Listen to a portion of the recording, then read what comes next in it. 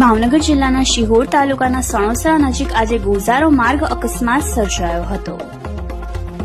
Car અને bike વચ્ચે થયેલી જોરદાર ટક્કરમાં બાઇક પર સવાર 2 લોકોને ગંભીર ઈજાઓ પહોંચી હતી। અકસ્માત એટલો ભયાનક હતો કે હળમતિયા ગામના ધનજીભાઈ જોગરિયા નામના યુવકનું ઘટના સ્થળે જ કરુણ મોત નીપજ્યું હતું, જ્યારે બાઇક પર સવાર અન્ય વ્યક્તિ કિરણભાઈ ગંભીર રીતે ઈજાગ્રસ્ત થતા તેમને તાત્કાલિક 108 એમ્બ્યુલન્સ મારફતે સારવાર અર્થે શિહોર હોસ્પિટલ ખાતે ખસેડવામાં આવ્યા હતા।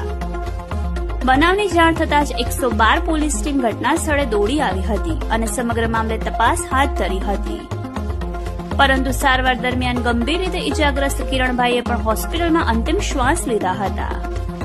આ ડબલ ફેટલ અકસ્માતની ઘટનાથી સમગ્ર પંથકમાં શોકની લાગણી ફેલાઈ ગઈ છે। હાલ હોસ્પિટલ ચોકી ખાતે નોંધ કરી પોલીસે આગળની કાર્યવાહી હાથ ધરી છે।